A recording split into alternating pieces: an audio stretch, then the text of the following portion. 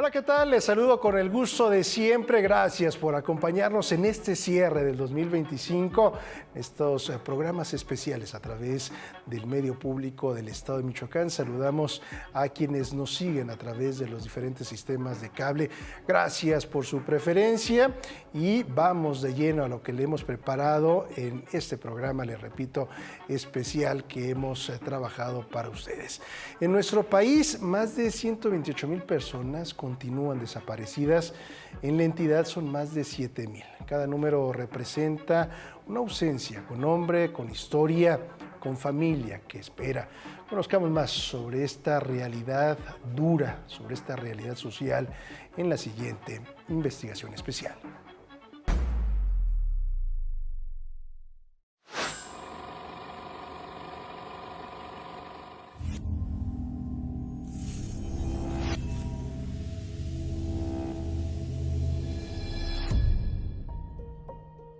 En México hay más de 128,000 personas desaparecidas. Cada ausencia es una historia interrumpida, una vida suspendida en el tiempo y una familia atrapada entre el dolor y la incertidumbre.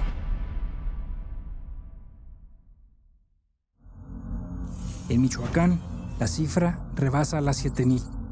Pero más allá de las estadísticas hay algo imposible de medir: la fuerza de quienes se niegan a dejar de buscar. En el corazón de esa resistencia está el amor. El que no se rinde, el que se convierte en jornadas de búsqueda y exigencias permanentes. Es el amor que empuja a madres, padres, hermanas e hijos a salir cada día con una sola pregunta en los labios: ¿dónde estás? La desaparición forzada en México no es un fenómeno reciente. Comenzó a utilizarse sistemáticamente durante la llamada Guerra Sucia, entre finales de los años 60 y mediados de los años 80. En esa época, el Estado recurrió a las Fuerzas Armadas para reprimir violentamente a los movimientos sociales. Décadas después, la guerra contra el narcotráfico reactivó esta tragedia, en medio de una estrategia de seguridad que multiplicó los casos de desaparición. Hoy, a pesar de reformas legales y la creación de mecanismos especializados, la cifra de personas no localizadas sigue creciendo. Con ella, la lucha de sus familias.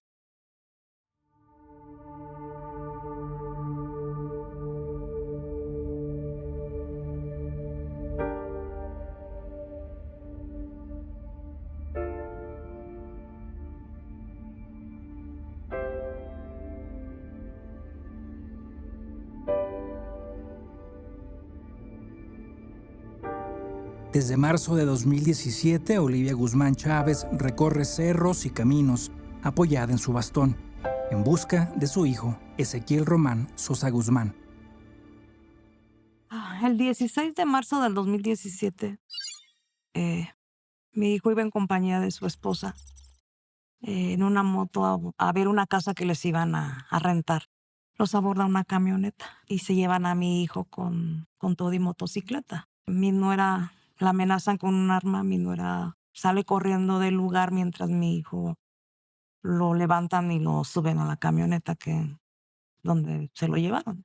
Y lo nombran por otro nombre porque al bajarse de los de la camioneta esta, lo nombran por Lionel, cuando mi hijo se llamaba o se llama Ezequiel. Pues era mucho el miedo, pero era más mi amor de madre para buscar a mi hijo. El decirles a mis nietos, ya encontré a tu papá, aquí está. En medio del dolor y la falta de respuestas, Olivia convirtió la desesperación en acción y fundó el colectivo Buscando tus Pasos AC, un espacio donde familias que viven la misma ausencia se unen para mantener viva la búsqueda y evitar que sus desaparecidos caigan en el olvido. Yo logré formar un colectivo, busqué personas que estuvieran sufriendo lo mismo y que nadie las escuchara. Y ahora hacemos búsquedas en campo, apoyados siempre por Fiscalía y por Comisión de Búsqueda de Personas, Derechos Humanos, SEAP. O sea, hemos logrado hacer lo que nadie hacía. Graciela Ramírez Mendoza residía en los Estados Unidos cuando en diciembre de 2022 su hijo, Mario Villegas Ramírez, desapareció en Pátzcuaro.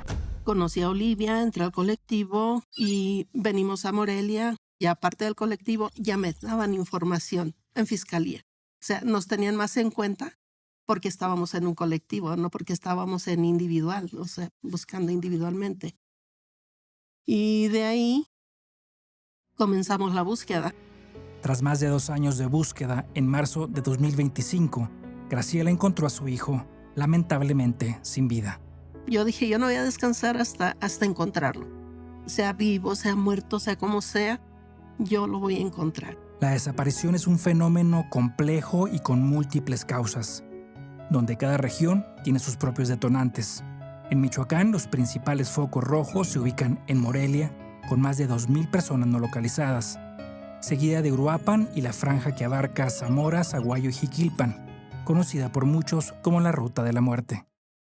Para enfrentar el problema, en 2018 y gracias a la presión de los colectivos de la sociedad civil, se creó el Sistema Nacional de Búsqueda, integrado por autoridades federales, estatales y ciudadanas.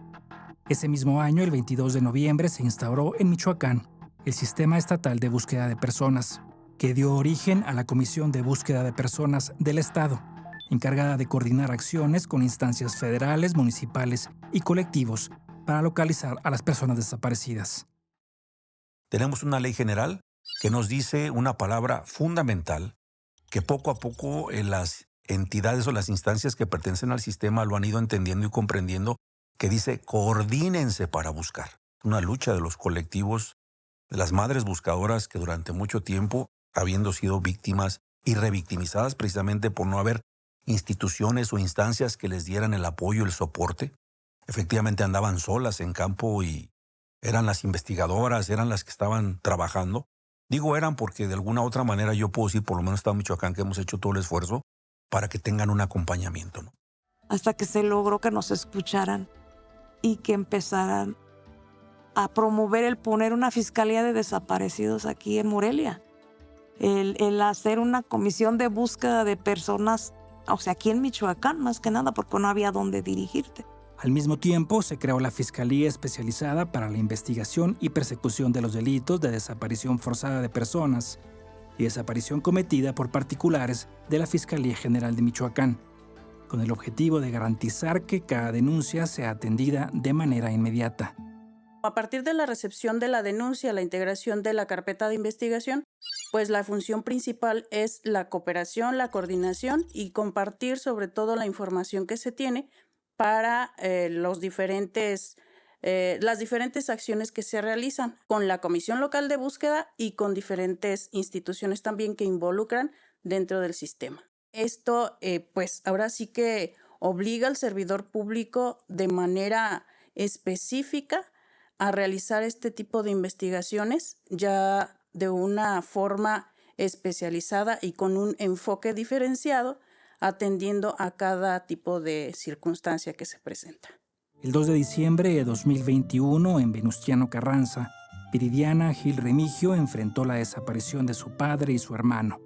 Hoy canaliza su lucha como fundadora del colectivo Desaparecidos Michoacán. Las investigaciones apuntan hacia a una persona. Está en investigación, por lo cual no puedo decir específicamente ahorita, pero sí hay indagatorias de quién. Pero aquí, más allá del quién lo hizo, es en dónde están. Se llegan a encontrar a los culpables, pero después, a pesar de que se encuentran, se judicializan, se sentencian, no dicen en dónde los dejan. De acuerdo con Viridiana, en años recientes, antes de la creación de la Fiscalía Especializada, y todavía en algunos casos, se presentaban situaciones como esta. Yo fui la que quise denunciar porque estuve en una parte de los hechos, pero no me permitieron, porque yo no era ni esposa de mi papá, ni esposa de mi hermano, y que quien debía haber hecho, o quien debería de haber hecho la denuncia o presentarse era mi mamá, y que la teníamos que hacer 72 horas después. Es un rezago que se viviendo en la región, que muchas personas por amenazas no quieren denunciar. Según la fiscal especializada, la Fiscalía del Estado trabaja de forma constante para erradicar las malas prácticas que durante años marcaron la atención a víctimas, especialmente en las fiscalías regionales. Hay varios antecedentes en que se decía que debían de pasar las 72 horas para acudir a denunciar, no lo es, que la ciudadanía sepa que no lo es así, que no pueden o no deben esperar horas, que no deben de esperar días, que inmediatamente en cuanto se sepa de la desaparición de un familiar y sobre todo que haya un posible hecho delictuoso, deben de acudir. Los operativos de búsqueda se articulan bajo la coordinación de la Comisión de Búsqueda, en trabajo conjunto con la Fiscalía, la Comisión Estatal de Derechos Humanos, fuerzas de seguridad de los 3 órdenes de gobierno y cuerpos forenses, siempre de la mano de los colectivos ciudadanos. Las búsquedas van mucho más allá de un escritorio. Cada jornada es un reto físico y emocional que exige caminar bajo el sol, cargar herramientas, adentrarse en cerros y rescatar cuerpos de fosas clandestinas. En el terreno se emplean tecnologías y recursos especializados como drones, georradares y binomios caninos entrenados. La unidad canina K9 de la Policía Procesal de Michoacán, cuyos binomios detectan restos humanos gracias a su agudo olfato, es pieza clave en la búsqueda, especialmente en terrenos de difícil acceso. El proceso de búsqueda de cadáveres o personas desaparecidas es mediante el olfato de los perros, ya que ellos están adiestrados para encontrar por medio de ropa desafortunadamente de difuntos o el aroma de los fluidos y los tejidos de los cadáveres para poderlos encontrar. La presencia de la Comisión Estatal de Derechos Humanos es indispensable para garantizar que cada proceso se realice con respeto a los derechos de las víctimas y sus familias. Puede haber violaciones por no investigar correctamente, puede haber violaciones por no atender eficazmente, puede haber violaciones por no cumplir con su función, o sea, puede haber violaciones por exceso o por negligencia. Los familiares, las víctimas indirectas, guardan la esperanza de que su ser querido aparezca y aparezca vivo. Entonces se manejan unos sentimientos supremamente fuertes en este proceso y la Comisión de Derechos Humanos básicamente lo que, digamos, su participación se enmarca en el acompañamiento precisamente a estas víctimas para que sus derechos que ya han sido violados precisamente porque el Estado no pudo lograr garantizar la seguridad de algunas personas, pues que las víctimas indirectas, lo que queda precisamente de los familiares inmiscuidos en este flagelo, es que precisamente la comisión los acompañe y vele y propenda porque estos derechos no se sigan violando. Básicamente esa es la idea. A pesar de los esfuerzos institucionales, muchas familias sienten que la justicia sigue lejana. La impunidad, la burocracia y la falta de resultados alimenta el hartazgo y victimiza. ¿Cuáles son los grandes retos? Primero, pues traemos una crisis forense a nivel nacional. Se habla que más de 72,000 a 75,000 cuerpos que hemos encontrado. Todas las autoridades que somos de búsqueda, o inclusive las que no son de búsqueda, se encuentran en CEMEFOS, a veces inclusive en fosas comunes, que no se han podido identificar, porque la identificación forense es muy, muy cara. Y obviamente el gran reto es que tengamos más recursos y más personal capacitado en los laboratorios para esa búsqueda forense y poder decir y saber quiénes son los que de alguna manera están ahí. Uno de los grandes retos que tiene que ver con el sistema de seguridad es prevenir la desaparición. Y creo que también tiene que ver con que en la propia sociedad, además de que ya conozcan el fenómeno, nos ayuden a prevenirlo. De hecho, estamos firmando un convenio, el primer convenio a nivel estatal, en donde los municipios también se vuelvan células de búsqueda. No esperen, insisto, a la autoridad a que vayamos a buscar, sino ellas ya con esa perspectiva de búsqueda, insisto, porque hay que capacitar con esos ojos de buscador, no esos ojos de policía o de seguridad que son diferentes en esas regiones. En todo el estado hay diferentes lugares, las fiscalías regionales. No es necesario que acudan a Morelia porque en Morelia esté la fiscalía especializada. Todas las regiones tienen personal específicamente para atender este tipo de delitos, para la recepción de las denuncias y se llevan a cabo los mismos protocolos. Necesitamos esa parte, la denuncia, ¿sí? Que no tengan temor, que no tengan miedo y que no se queden callados ante estas circunstancias. Los colectivos exigen más recursos, más sensibilidad y más compromiso, pero también valoran los espacios de diálogo que se han abierto en años recientes. Sin embargo, al final del día no hay cifras que consuelen. Solo hay abrazos pendientes, hogares incompletos, pero también hay algo que se sostiene, una llama de esperanza que no se apaga. Todos tenemos responsabilidades, no solamente el gobierno. Entonces yo sentí un gran apoyo de todititas las instituciones, todas y cada una de las instituciones. Fueron 2 años y medio de estarlo buscando, día a día, con la esperanza de que sí lo encuentro. ¿Usted sigue en búsquedas o ya? Todavía sigo. Okay. Por agradecimiento, entiendo el dolor de todas, porque todas estamos en lo mismo, ya sean esposos, hijos, padres, abuelos, lo que sea. Sí, el sentimiento es el mismo y como equipo y como grupo creo que todas nos entendemos. Yo voy a buscar hasta que encuentre a mi papá y a mi hermano. Es como una promesa que yo tengo yo misma de encontrarlos. No quiero yo partir de este mundo y no saber dónde quedan. Poder dar a las mamás, a los familiares la paz que yo he buscado, para mí es algo reconfortante. Y para seguir luchando por esta buena obra, les digo yo, o sea, lo mío ya no es el buscar nada más a mi hijo, sino a todos. Hay que repetirlo una y otra vez. Sí, en México hay más de 128,000 personas desaparecidas. Y cada una de esas ausencias representa una historia interrumpida. Porque un país que olvida a sus desaparecidos pierde el rumbo de su humanidad. Porque una sociedad que no acompaña a sus familias deja de ser comunidad. Y porque solo con verdad, justicia y memoria podemos construir un presente digno y un futuro en paz. Este reportaje no es un punto final. Es una invitación a la empatía, a la acción y al compromiso del Estado y la sociedad. Que cada servidor público, cada ciudadano, cada medio de comunicación asuma su parte. Mientras haya una madre que busque, mientras haya un colectivo que camine, mientras haya un pueblo que recuerde, no habrá silencio que apague esta causa, porque en cada paso, en cada nombre, en cada huella de amor, está la esperanza de un México más justo y más humano.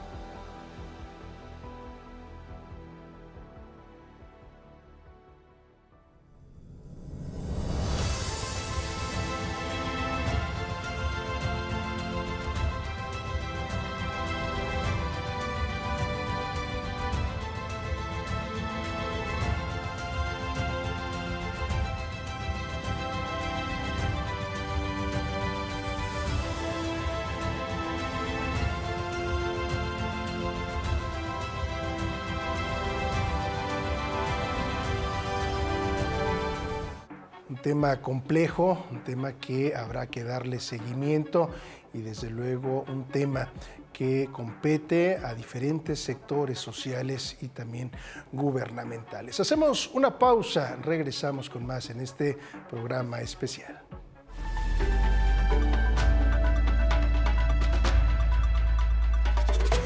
Gracias por continuar con nosotros. Tenemos más a través del Sistema Michoacano de Radio y Televisión. Enclavado en el noroeste de Michoacán y además, pues en esta época donde los visitantes acuden a Tlalpujahua, espacio que guarda un capítulo de esplendor y dolor. La mina Dos Estrellas, en su auge entre 1908 y 1913, lideró la producción mundial de oro, pero a costa de explotación, desigualdad y tragedias humanas. En 1937, el colapso de presas tóxicas sepultó gran parte del pueblo, dejando más de 400 muertos y marcando un antes y un después en su historia. Conozcamos más sobre este tema en el siguiente trabajo.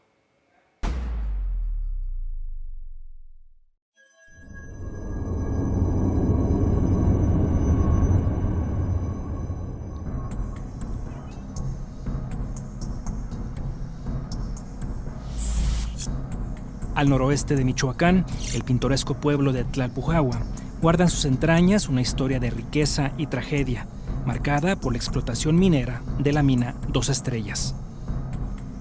Entre 1908 y 1913, esta mina fue la principal productora de oro en México y en el mundo. Sin embargo, tras su brillo se esconde una historia de desigualdad y resistencia.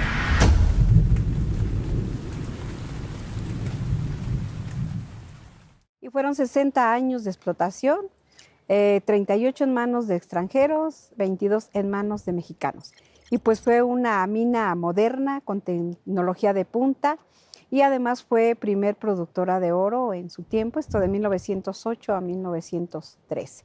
El 27 de diciembre de 1899, François Fournier, un belga nacionalizado francés, transformó Tlalpujahua en un epicentro de riqueza. En solo 5 años logró extraer 45,000 kilos de oro y 400,000 de plata. Los lingotes, cada uno con un peso de entre 35 y 38 kilos, viajaron a Europa y Estados Unidos, reflejando una época de bonanza para los inversionistas extranjeros. Todo esto obviamente pues sale para Europa, Estados Unidos, dado que la mayoría de los que invierten aquí en esta mina pues eran extranjeros. Sin embargo, solo el 1.5% de las ganancias generadas por la mina permanecían en México, mientras las condiciones laborales eran extremas e inhumanas. Con jornadas de 8 horas en temperaturas extremas y exposición constante a químicos tóxicos como el cianuro de potasio, los mineros se enfrentaban a enfermedades como silicosis y neumonía. La esperanza de vida se acortaba y las diferencias salariales eran abismales. Mientras los mineros mexicanos ganaban 75 centavos al día, los extranjeros obtenían hasta 8 pesos diarios. En 1908, de 5.800 trabajadores, había un promedio de 194 accidentes mensuales, desde un machucamiento de dedo, manos, desviación de columna, 281 enfermos, neumonías, pulmonías por los cambios bruscos de temperatura, y que a todo minero sin excepción pues les daba la enfermedad de la silicosis, que es la enfermedad propia de un minero por la inhalación del sílice y los gases. Entonces acortaba su periodo de vida. Muchos de ellos entraban de 14 años. 30, 35 años y morían a consecuencia de la silicosis.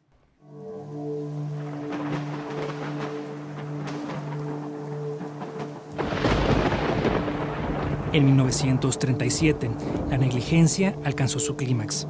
Las presas que almacenaban desechos tóxicos reventaron tras semanas de lluvias intensas, liberando una avalancha de lodo que sepultó gran parte del pueblo.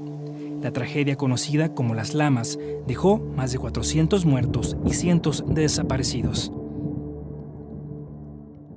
A 1,5 kilómetros se acumulaban todo el desecho, jales o lamas, que así le llamaban, que iba combinado estos lodos con los químicos, con lo que separaban el metal, que era entre ellos cianuro de potasio.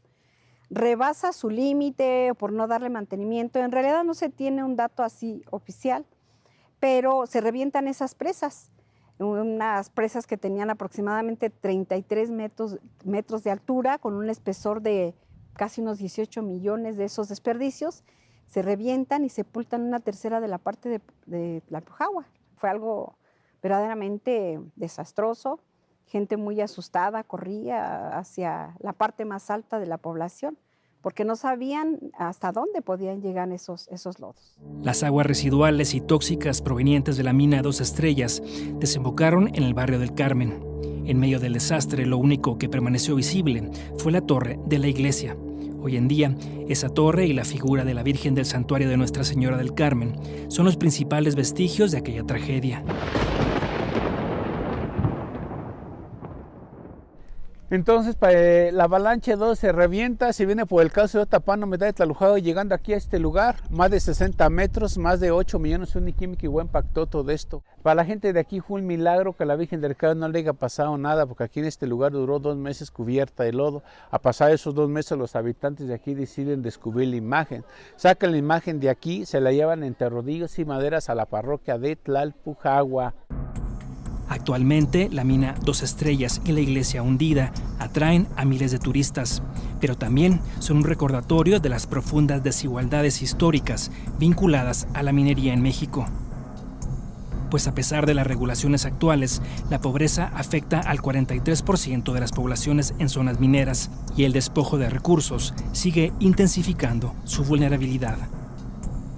Las empresas mineras destinan escasos recursos a las comunidades locales, mientras que éstas asumen de manera desproporcionada los costos ambientales y laborales, tal como ocurrió hace más de un siglo en el antiguo pueblo de Tlalpujahua.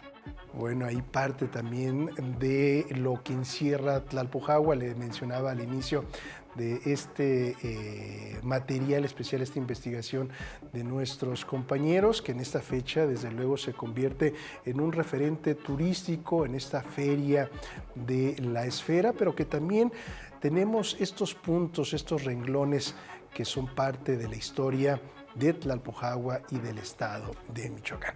Con esto llegamos al final en este programa especial. A nombre de todas las personas que hacen posible este espacio informativo, agradecemos, valoramos su atención. Nos vemos y nos escuchamos en la siguiente emisión. Mi nombre es Eric Serpa. Pásela bien.